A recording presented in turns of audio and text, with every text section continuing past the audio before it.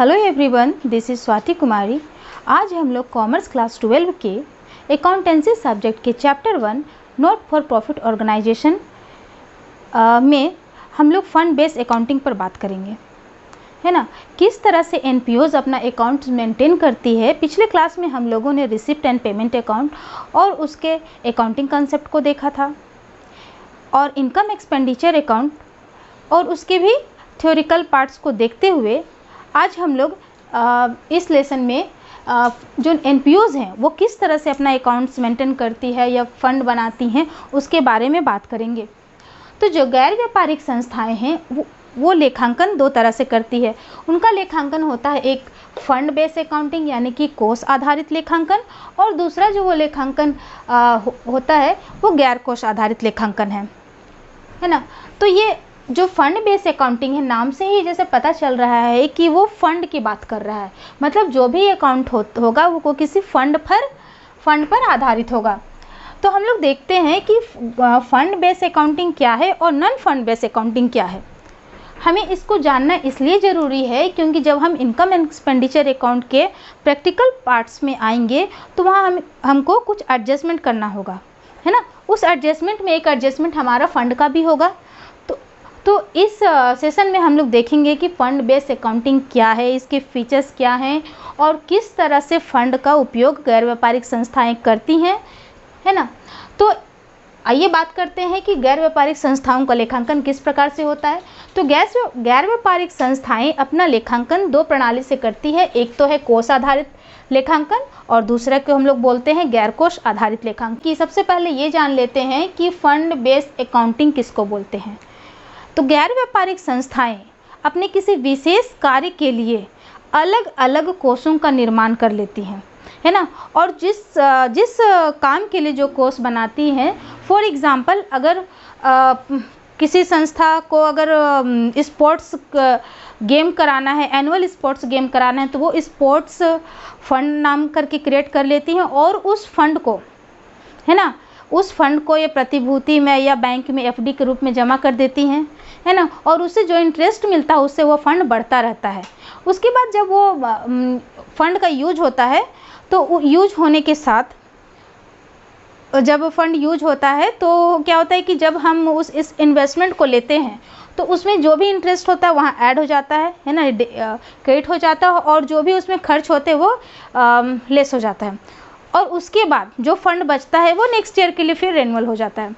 तो इसका मतलब ये है कि फंड बेस्ड अकाउंटिंग ऐसा अकाउंटिंग है जिसमें जो नॉट फॉर प्रॉफिट ऑर्गेनाइजेशन है अपने किसी विशेष कार्य के लिए विशेष फंड का निर्माण करती हैं, है ना। यहाँ पे जिस तरह से लिखा हुआ है कि यह रोकड़ अवधारणा पर आधारित है, विशेष उद्देश्य से निर्माण किया जाता है। फॉर एग्जाम्पल कि अगर हमको एक स्कूल की बात करें तो अगर हमारे स्कूल में एनुअल फंक्शन होने वाला है और हमको प्राइज़ डिस्ट्रीब्यूट करना है जो कि तय है कि होना ही है, तो उसमें प्राइज़ फंड हम डेवलप करेंगे। अब वो प्राइज़ फंड का यूज़ मान लीजिए आपको पर्टिकुलर एक डेट में ही होना है। फॉर एग्जांपल आप दिसंबर में कर रहे हो या फिर आप अक्टूबर में कर रहे हो, तो जब तक उस फंड का यूज़ नहीं हो रहा तब तक आप उस पैसे को कहीं इन्वेस्ट कर दे रहे हो, चाहे तो आप एफडी में कर रहे हो, चाहे कोई सिक्योरिटी परचेस कर लिया या कहीं इन्वेस्ट कर दिए, ठीक है। तो वो जो इन्वेस्टमेंट हुआ और उस इन्वेस्टमेंट में जो इंटरेस्ट आया वो उस फंड के लिए इनकम हुआ। और जब हम प्राइस बांटेंगे यानी कि जिस दिन हमारा फंक्शन हो रहा है और उस प्राइस से रिलेटेड जो खर्च हो गया वो उस फंड को कम कर देगा, ठीक है। तो इसका मतलब यह हुआ कि विशेष कार्य के उद्देश्य से इस फंड का निर्माण होता है और अलग अलग काम के लिए अलग अलग कोषों का निर्माण किया जाता है। अगर हम कोई एसेट खरीदना चाहते हैं तो एसेट्स कोष बनाते हैं, है ना। नेक्स्ट हम लोग देखते हैं कोष विशेष से संबंधित प्राप्ति और आय उस फंड में प्लस हो जाए। जैसा कि अभी हम एग्जाम्पल के थ्रू क्लियर किए कि जो फंड होगा, जैसे हम उसको इन्वेस्ट किए, फॉर एग्जांपल एफडी कर दिए बैंक में, तो बैंक जो इंटरेस्ट दिया तो वो उस फंड में क्या हो जाएगा, प्लस।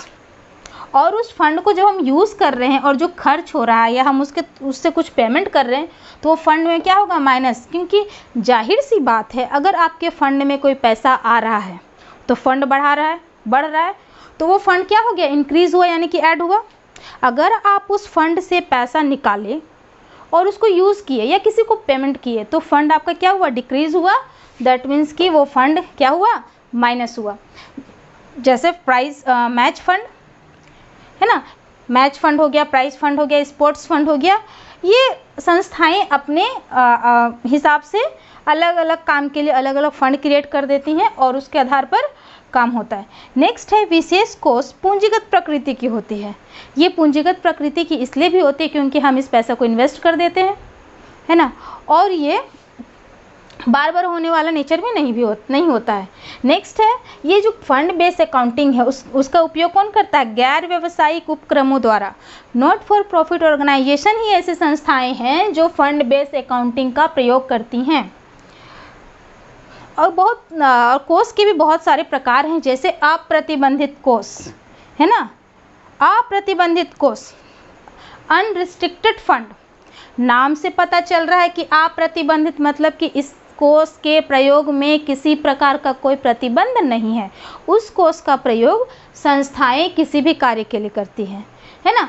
अगर कोई संस्था एक ऐसा फंड बनाई है जो है अप्रतिबंधित मतलब अनरिस्ट्रिक्टेड, उसका मतलब ये हुआ कि संस्था उस फंड से पैसा निकाल कर अपना कोई भी काम में पैसा लगा सकती हैं, है ना।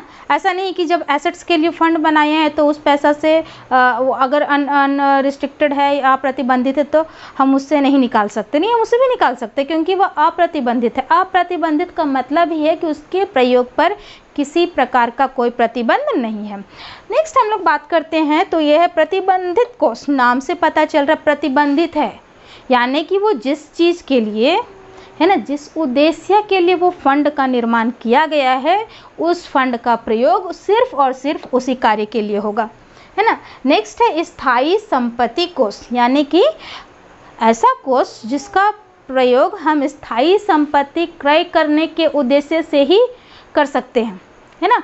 हम फंड बनाए ही है स्थायी संपत्ति परचेज करने के लिए, तो वैसे फंड को हम लोग क्या बोलेंगे? स्थायी संपत्ति कोष, ठीक है। नेक्स्ट है समर्पित कोष, एंडोमेंट फंड जिसको हम लोग बोलते हैं। तो इसका मतलब ये है कि जिस काम के लिए बनाया गया है वो उसी में प्रयोग किया जाएगा। अब हम लोग देखते हैं नॉन फंड बेस्ड अकाउंटिंग। ये उपार्जन अवधारणा पर आधारित है, किसी भी लाभ के उद्देश्य से प्रयोग होती है ना। ये किसी भी लाभ के उद्देश्य से इसका प्रयोग हम लोग कर सकते हैं। किसी विशेष कोष का निर्माण इसमें नहीं होता है ना। किसी विशेष कार्य के लिए इस कोष का निर्माण नहीं होता है। किसी विशेष कार्य के लिए इस कोष का निर्माण नहीं होता है। और ऐसा इस तरह के जो अकाउंटिंग है वो व्यावसायिक फर्मों द्वारा, है ना, ट्रेडिंग फर्म में जो हैं उनके द्वारा की जाती है। और वो क्या क्या अकाउंट मेंटेन करते हैं हम लोग क्लास 11th में ही पढ़ चुके हैं कि ट्रेडिंग अकाउंट, पीएल अकाउंट और बैलेंस शीट, ठीक है। तो इससे हमको ये पता चल रहा है कि एनपीओ जो अकाउंट्स मेंटेन करती है वो फंड बेस्ड अकाउंटिंग के थ्रू अकाउंट बनाती है, ठीक है। और फंड बेस्ड अकाउंटिंग क्या है? फंड बेस्ड अकाउंटिंग ऐसा अकाउंट है जिसमें किसी कार्य के लिए, है ना, पर्टिकुलर किसी कार्य के लिए उससे रिलेटेड फंड बना दिया जाता है और उस फंड का प्रयोग उससे संबंधित कार्य में ही प्रयोग होता है ना। कैसा अवधारणा पर आधारित है? विशेष काम के लिए विशेष फंड बनता है। जितना भी मेरा काम होगा सबके लिए अलग अलग फंड का निर्माण किया जाएगा, ठीक है। तो ये था फंड बेस्ड अकाउंटिंग। और फंड बेस्ड अकाउंटिंग का हम लोग फॉर्मेट देखेंगे और फॉर्मेट पर उसके बाद देखेंगे कि फंड बेस्ड अकाउंटिंग का में हम लोग किस तरह से क्वेश्चन को सॉल्व करते हैं, इसका फॉर्मेट क्या है। ये सारे जो छोटे छोटे एडजस्टमेंट है, छोटी छोटी बातें हैं, वो हम पहले जान लेंगे। उसके बाद सारा मिलाने के बाद हम लोग इनकम एक्सपेंडिचर अकाउंट बनाएंगे। क्योंकि जब आप इनकम एक्सपेंडिचर अकाउंट बनाएंगे तो जब तक हम इन बातों को, छोटी छोटी बातों, फॉर एग्जांपल इसके बाद हम लोग देखेंगे सब्सक्रिप्शन, कंज्यूमेबल गुड्स का कैलकुलेशन, ठीक है। ये सारी चीज़ जान लेने के बाद ही हम इनकम एंड एक्सपेंडिचर अकाउंट बनाएंगे। क्योंकि अगर इन बातों को पहले नहीं जाना गया तो हम लोग वहाँ जा कर के कैलकुलेशन नहीं कर पाएंगे, ठीक है। तो हम लोग नेक्स्ट देखते हैं कि फंड बेस्ड अकाउंटिंग का फॉर्मेट क्या है और किस तरह से इसमें हम क्वेश्चन सॉल्व कर सकते हैं। नेक्स्ट हम लोग देखते हैं कि फंड बेस्ड अकाउंटिंग का फॉर्मेट क्या है ना, और उसी फॉर्मेट पर हम लोग क्वेश्चन भी बनाने का कोशिश करते हैं।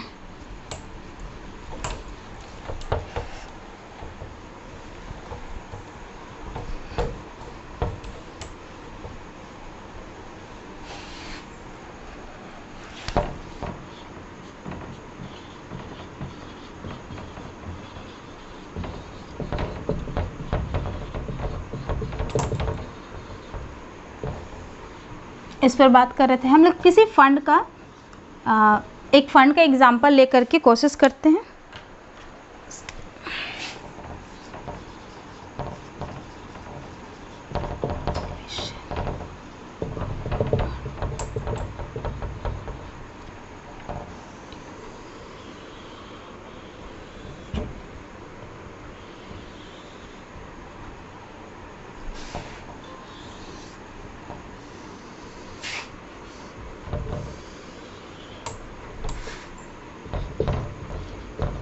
पर्टिकुलर, और यहाँ हम लोग डालते हैं अमाउंट्स इन रुपीज़। यहाँ लिखेंगे ओपनिंग बैलेंस,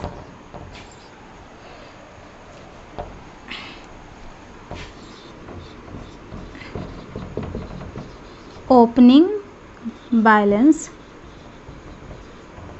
या हो सकता है fund received during the year, है ना, उस साल भी तो फंड रिसीव्ड हो सकता है, fund received during the year. और इस अमाउंट को हम लोग ले जाएंगे डायरेक्ट आउटर कॉलम में। अब इसमें कौन कौन सा अमाउंट हम ऐड करेंगे उस पर बात करते हैं। ये फंड है, अगर आपका फंड लास्ट ईयर से इस ईयर आ रहा है तो लास्ट ईयर क्लोजिंग होगा, तो इस ईयर क्या होगा, ओपनिंग हो जाएगा, है ना। और आप अगर इसी साल में फंड रिसीव्ड किए हैं, क्योंकि एनपीओ की बात हो रही है और एनपीओ को तो फंड मिलता है ना, तो अगर फंड रिसीव्ड हुआ है तो इस तरह से हम दिखाएंगे fund received during the year, है ना। उसके बाद हम लोग क्या क्या इसमें ऐड कर देंगे, सेल ऑफ टिकट,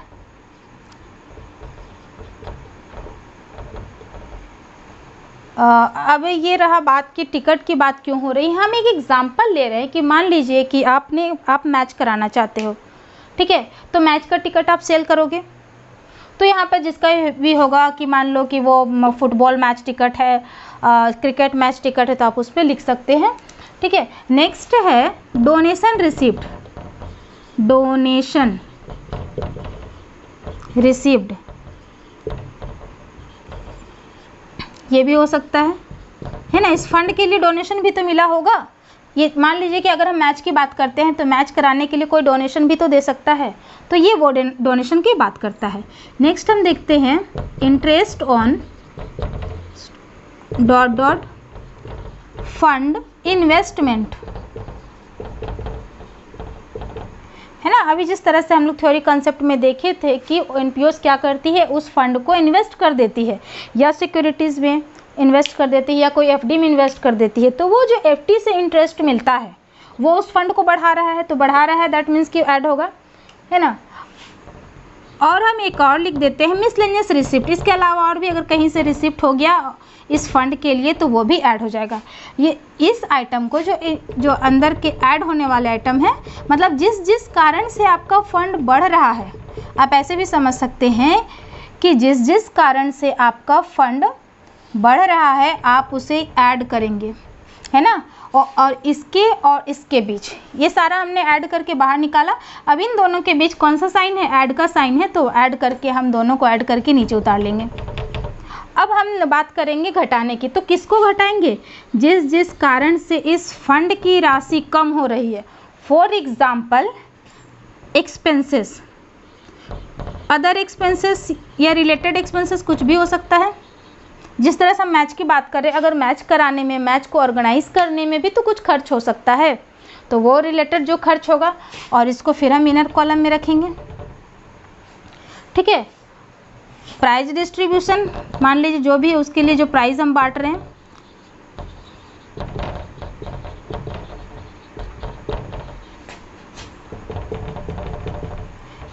जोड़ के हम इसको बाहर कर देंगे। और देखते हैं कि इन दोनों के बीच हमारा लेस का साइन है, तो हम इसको क्या करेंगे, लेस करके नीचे उतारेंगे। अब बात है कि अब जो नीचे हम लेस करके उतारे, जो हमारा फाइनल अमाउंट आया, उसकी पोस्टिंग कहाँ पर होगी। तो अभी आपको यहाँ पर बहुत ध्यान देना है कि अगर ये बैलेंसिंग आपका पॉजिटिव है, यानी कि प्लस में आया है, तो आप इसको क्या करेंगे, amount transfer to liability side on balance sheet. आपको ये दिखाना होगा अगर अमाउंट आपका माइनस में आया है। अभी हम बताते हैं कि माइनस और प्लस किस तरह से होता है और क्यों माइनस में हम बोलेंगे और क्यों प्लस में हम बोलेंगे। अगर माइनस में आया तो हम उसको दिखाएंगे amount transfer to expenditure side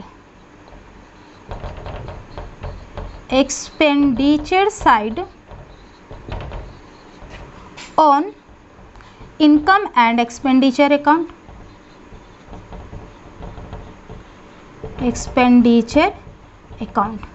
ये आपको ध्यान देना है। ये दोनों में से तो कोई एक ही होगा, या तो आपका अमाउंट प्लस में आएगा या माइनस में आएगा, यानी कि आपको ये दोनों में से कोई एक ही लिखना है। अब हम देखते हैं प्लस किसको बोलेंगे और माइनस किसको बोलेंगे। फॉर एग्जाम्पल कि आपके पास फंड था 1 लाख। यहाँ पे हम बात करते हैं एग्जाम्पल के थ्रू। मान लो कि हम कोई मैच कराना चाहते हैं, तो हम लिखेंगे कैलकुलेशन ऑफ मैच फंड। ठीक है, वो मैच फंड के लिए मेरा ओपनिंग बैलेंस बोलो या फिर बोलो कि आप fund receive during the year. हमको 1 लाख है। ठीक है, हम मैच का टिकट सेल किए।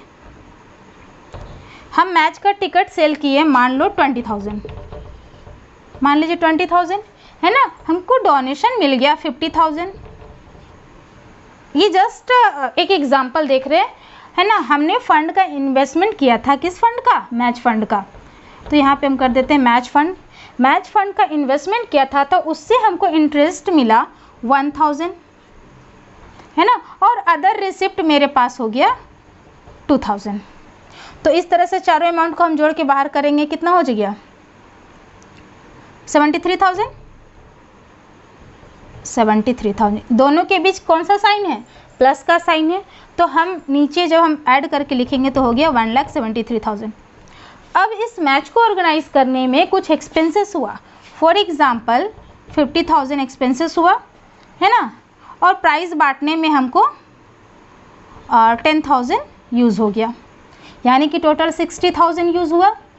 50 + 10 60। अब दोनों के बीच क्या है? माइनस का साइन है। तो अभी हमारे पास क्या पैसा बच रहा है? कितना अमाउंट बच रहा है? 1,13,000। इसको हम बोलेंगे कि आंसर हमारा प्लस में है, या फंड क्या है? अभी भी प्लस है। कहने का मतलब है कि फंड मैच ऑर्गेनाइज हो गया, है ना। उसके बाद मेरे पास पैसा कितना बचा हुआ है? 1,13,000। इसको हम कहाँ दिखाएंगे? बैलेंस शीट के लायबिलिटी साइड में। क्यों? ये अभी भी फॉर्म ऑर्गेनाइजेशन के लिए लायबिलिटी है। वो नेक्स्ट ईयर के लिए इस पैसे को बचा कर रखेगा, है ना, या कहीं इन्वेस्ट करके रखेगा। फिर अगले साल जब मैच ऑर्गेनाइज होगा तो फिर इसी फंड से वो आगे बढ़ेगा और ये फंड क्या बन जाएगा? Opening balance. ठीक है, तो आपको ये याद रखना है कि अगर सारा काम हो जाने के बाद भी पैसा बच जाए तो आप समझिए कि आपका आंसर किस में है? प्लस में।